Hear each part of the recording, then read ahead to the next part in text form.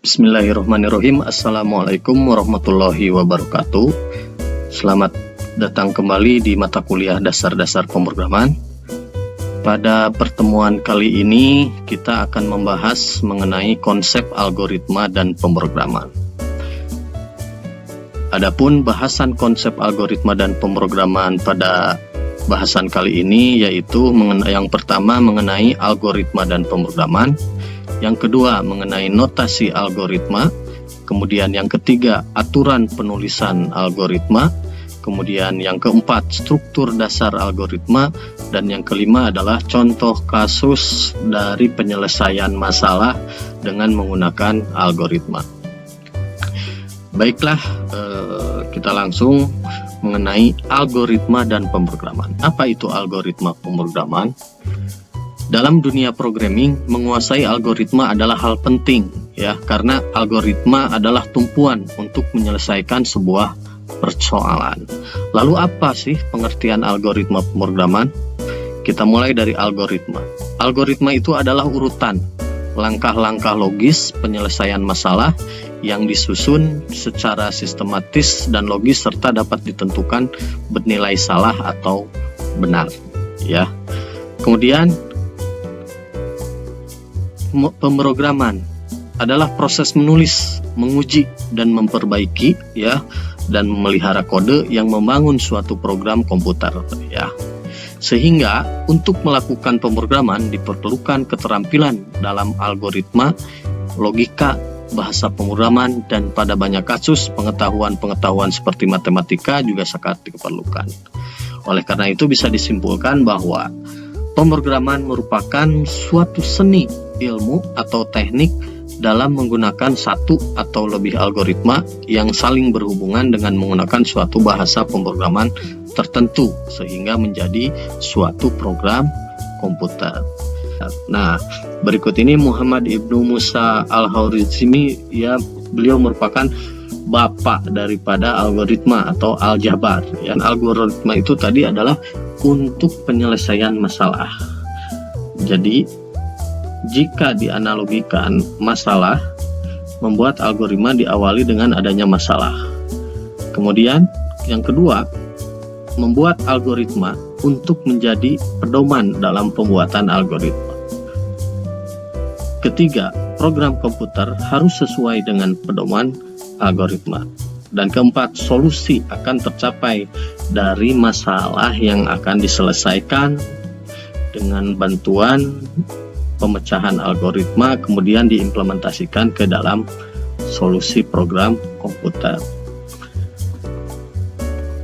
Suatu algoritma harus dinyatakan dalam bentuk yang dapat dimengerti oleh pemroses, yaitu pertama, mengerti setiap langkah dalam algoritma, kedua, mengerjakan operasi yang bersesuaian dengan langkah tersebut. Hal penting dalam membuat sebuah program komputer yaitu harus jelas tujuan membuat programnya untuk apa, algoritmanya seperti apa, kemudian bahasa pemrogramannya yang akan digunakan seperti apa. Seperti itu ya. Nah, berikut ciri-ciri dari algoritma. Ciri-ciri algoritma yang pertama adalah algoritma itu harus mempunyai awal dan akhir. Jadi harus ada begin dan end. Ya, seperti itu. Yang kedua, setiap langkah harus didefinisikan dengan tepat sehingga tidak memiliki arti ganda ya. Jadi harus tepat ya. Tidak boleh memiliki arti ganda. Ketiga, memiliki masukan atau input ya, atau kondisi awal. Maksudnya gimana? Ya, input apakah kondisi awalnya misalkan suatu variabel itu mempunyai nilai atau tidak. Kemudian yang keempat, memiliki keluaran atau output atau kondisi akhir dari hasil pemrosesan dari data yang diinputkan. Dan yang kelima, algoritma harus efektif bila digunakan benar-benar menyelesaikan persoalan. Struktur dasar algoritma. Bagaimana struktur dasar dari algoritma? Yang pertama adalah struktur runtunan ya. Jadi algoritma itu harus runtun, sekuen atau berurutan ya. Yang kedua, struktur pemilihan. Struktur pemilihan ini untuk program yang menggunakan pemilihan atau penyeleksian kondisi jika ada kondisi. 3. Struktur perulangan digunakan untuk program yang pernyataannya dieksekusi berulang-ulang. Jadi struktur algoritma itu ada sekuen, ada selection, dan ada iteration ya. Seperti itu contoh struktur dasar algoritma. Nah, bagaimana mekanisme algoritma oleh pemroses atau oleh program komputer? Komputer itu hanya sebagai pemroses ya. Jadi pemroses. Jadi agar dapat dilaksanakan oleh komputer, maka algoritma harus ditulis dalam notasi bahasa pemrograman sehingga dinamakan program. Kemudian program merupakan perwujudan atau implementasi teknis algoritma yang ditulis dalam bahasa pemrograman tertentu sehingga dapat dilaksanakan oleh komputer. Langkah-langkah penyelesaian dalam algoritma dapat ditulis dalam notasi algoritma yang mudah dibaca dan dimengerti.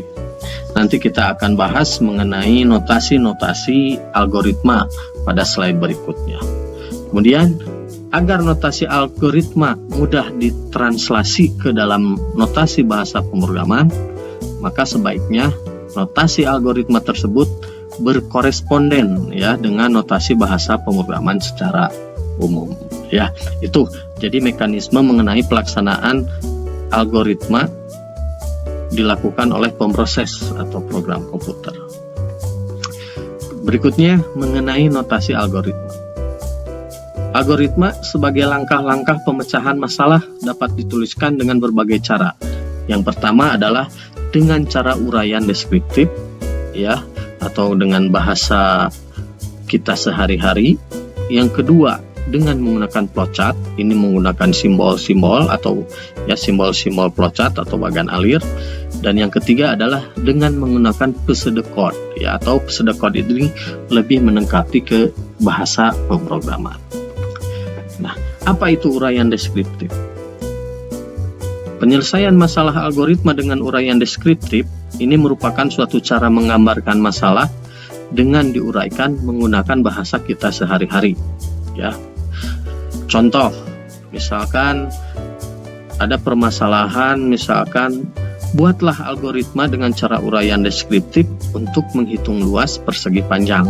Rumus luas seperti kita ketahui adalah panjang kali lebar. Maka bagaimana uraian secara deskriptif? Ya, tadi jadi uraian secara deskriptif itu kita jelaskan dengan bahasa kita sehari-hari, ya, bahasa Indonesia, bahasa Inggris, bahasa apapun bebas yang intinya mudah dipahami. Maka bagaimana jawaban dari persoalan seperti ini? Berikut jawabannya. Tadi jawabannya berarti mulai. Kenapa harus mulai? Karena tadi kan sudah dijelaskan bahwa ciri dari algoritma itu harus ada awal dan ada akhir. Jawabannya maka mulai. Langkah yang kedua adalah baca inputan bilangan, nilai panjang dan nilai lebar. Jadi berapa nilai panjangnya, berapa nilai lebarnya. Langkah ketiga, gunakan rumus kalikan nilai panjang dan nilai lebar. Tulis hasilnya, selesai. Nah, itu salah satu contoh penerapan penyelesaian algoritma dengan uraian deskriptif. Jadi lebih umumnya penjelasan deskriptif itu menjabarkan cara penyelesaian masalah dengan bahasa kita, dengan bahasa yang mudah dipahami, seperti itu. Kemudian cara penyelesaian algoritma yang kedua adalah dengan cara flowchart, ya. Apa itu flowchart? Flowchart itu adalah gambaran dalam bentuk diagram alir dari algoritma-algoritma dalam suatu program yang menyatakan arah alur dari program tersebut. Nah, dalam algoritma ini digunakan dalam pengembangan program aplikasi, ya. Ini adalah cara tradisional untuk mengajukan tahapan atau langkah-langkah penyelesaian dalam bentuk diagram atau grafis, ya. Kemudian, apa kelemahan flowchart? Nah, di sini khusus untuk flowchart ini kelemahannya salah satunya flowchart hanya cocok untuk masalah yang kecil. Untuk masalah yang besar, penggunaan flowchart itu tidak efisien. Kenapa?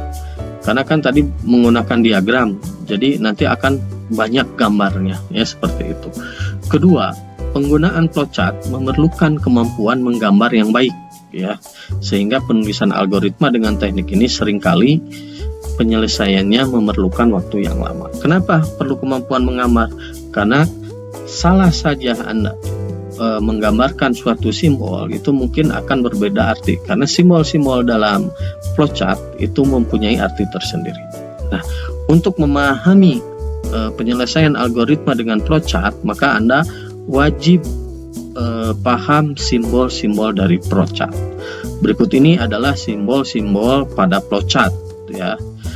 Contoh ini simbol yang pertama, ini disebutnya terminator. Fungsinya ini digunakan untuk sebagai awal atau sebagai akhir dari algoritma, ya. Kemudian ada garis alir, kemudian preparation, ya, proses inisiasi pemberian harga awal, kemudian proses perhitungan, ini simbol proses, kemudian simbol input data dan lain sebagainya. Ada juga simbol subprogram, simbol decision, simbol on-fake connector atau off-fake connector. Sebetulnya simbol-simbol flowchart yang disajikan ini yang umum digunakan. Masih banyak simbol-simbol flowchart yang ada. Silahkan itu bisa Anda pelajari pada referensi yang sudah diberikan. Berikut contoh penyelesaian permasalahan dengan algoritma flowchart. Soalnya sama seperti soal sebelumnya, yaitu bagaimana cara menghitung luas persegi panjang dengan menggunakan flowchart. Perlu dipahami bahwa Anda harus paham dulu simbol-simbol untuk masing-masing flowchart. Maka jawabannya adalah sebagai berikut. Yang pertama, mulai. Mulai ini adalah simbol awal, simbol akhir bisa menggunakan terminator, ya. Kemudian input panjang ini menggunakan simbol input output, kemudian masukkan nilai lebar menggunakan simbol input output, kemudian menghitung luas maksudnya L di variabel L itu sama dengan panjang dikali lebar, itu menggunakan simbol proses karena ini adalah proses perhitungan perkalian. Kemudian langkah berikutnya adalah mencetak nilai variabel luasnya dengan simbol input output, kemudian selesai dengan menggunakan simbol terminator, ya. Maka gambar flowchartnya seperti apa? Yaitu seperti berikut, ya. Jadi mulai, masukkan panjang, masukkan lebar, ini simbol proses, hitung luasnya berapa, ini tulis hasil luasnya berapa, selesai. Nah, itu adalah penyelesaian dengan menggunakan flowchart, ya. Berikutnya adalah penyelesaian masalah dengan menggunakan pseudocode. Apa itu pseudocode? Pseudocode adalah kode, ya, atau pseudo program atau struktur bahasa yang mendekati notasi suatu bahasa pemrograman, ya. Jadi pseudocode ini lebih mendekati ke bahasa pemrograman. Nah, bagaimana contoh penyelesaian permasalahan algoritma dengan menggunakan pseudocode? Berikut contohnya. Buat pseudocode untuk menghitung luas persegi panjang, sama seperti tadi. Tapi ini yang diminta adalah dengan cara menggunakan pseudocode. Ingat, pseudocode itu lebih mendekati ke notasi bahasa pemrograman, ya. Jadi bagaimana jawabannya? Jawabannya adalah seperti ini. Program luas persegi. Kenapa? Karena ini dalam pseudocode ini wajib ada header, judul. Kemudian kamus. Kamus itu apa? Kamus itu untuk pendeklarasian variabel, ya. Jadi ada variabel panjang, ada variabel lebar untuk menyimpan nilai lebar, dan ada variabel hasil untuk menyimpan hasil perkalian panjang dan lebar. Kemudian algoritmanya bagaimana? Input panjang, lebar, hasil panjang dikali lebar, outputnya hasil. Nah, ini. Kenapa ini, Pak, asteris? Karena di dalam bahasa pemrograman simbol perkalian itu adalah dengan tanda bintang atau dengan tanda asteris, seperti itu. Itu tadi 3 cara penyelesaian algoritma dengan menggunakan uraian deskriptif, flowchart, dan pseudocode. Berikutnya adalah aturan penulisan algoritma. Setelah Anda tadi memahami notasi-notasi algoritma, kita perlu tahu bahwa dalam penulisan algoritma itu ada aturannya, ya. Bagaimana aturan penulisan dalam algoritma? Yang pertama adalah harus ada judul. Judul ini atau header, ya. Jadi judul ini merupakan judul dari penyelesaian masalah atau tujuan dari solusi yang akan kita buat. Misalkan contoh menghitung luas kubus. Jadi ini merupakan judulnya, header, ya. Yang kedua, aturan yang kedua harus ada kamus. Kamus ini adalah bagian teks, ya. Bagian teks algoritma sebagai tempat untuk mendefinisikan nama tipe, nama konstanta, nama variabel, nama fungsi, nama prosedur. Jadi semua nama tersebut baru dapat digunakan, dipakai dalam algoritma jika telah didefinisikan terlebih dahulu di dalam kamus. Jadi ini adalah variabel-variabel yang kita butuhkan sesuai dengan persoalan. Kemudian aturan yang ketiga adalah algoritmanya, ya. Algoritma itu apa? Ya, jadi algoritma itu merupakan bagian inti dari suatu algoritma yang berisi instruksi atau pemanggilan aksi yang telah didefinisikan. Jadi setiap langkah algoritma dibacanya itu dari atas ke bawah, dari kiri ke kanan. Jadi urutan deskripsi penulisan menentukan urutan langkah pelaksanaan perintah. Jadi algoritma ini berisi kode-kode prosesnya. Kemudian ada komentar. Dalam aturan penulisan algoritma juga kita bisa menyisipkan komentar. Jadi komentar ini mengenai biasanya seperti ini, program luas kubus, ada komentar judul algoritma dalam kurung kulawal.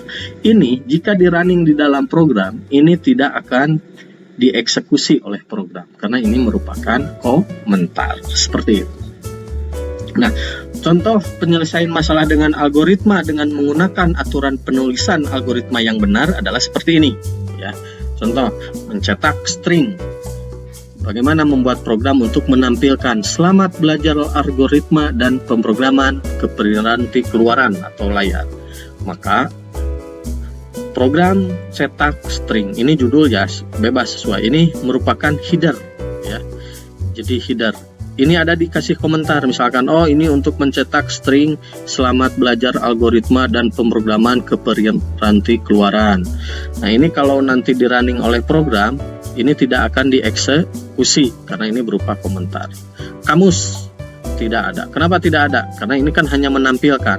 Kalau tadi kamusnya misalkan persoalannya menyelesaikan rumus-rumus matematika, nanti di sini ada deklarasi-deklarasi variabel. Algoritma langsung ke output. Kenapa? Karena kan ini hanya menampilkan, berarti langsung outputnya, tidak ada input. Selamat belajar algoritma dan pemrograman. Ini contoh, ya. Nah nanti dari algoritma ini bisa Anda implementasikan ke dalam bahasa pemrograman, baik bahasa pemrograman C atau Python dan apapun itu bisa diimplementasikan. Contoh lagi, misalkan penyelesaian masalah dengan algoritma. Bagaimana menentukan nilai terbesar dari bilangan bulat yang dibaca dari piranti masukan dan menuliskan hasilnya ke piranti keluaran, ya. Nah ini contoh dengan algoritmanya, ya. Ini ada judulnya, ada kamusnya, deklarasi-deklarasi variabel, ada algoritmanya. Seperti itu, ya. Itu contoh penyelesaian masalah dengan algoritma menggunakan aturan penulisan yang benar, ya, seperti itu. Demikian materi pembahasan mengenai konsep dasar algoritma dan pemrograman. Nanti kita akan berjumpa kembali di pertemuan berikutnya dengan bahasan yang baru, ya. Setelah ini silakan Anda kerjakan latihan-latihan dan tugas-tugasnya. Terima kasih. Wassalamualaikum warahmatullahi wabarakatuh.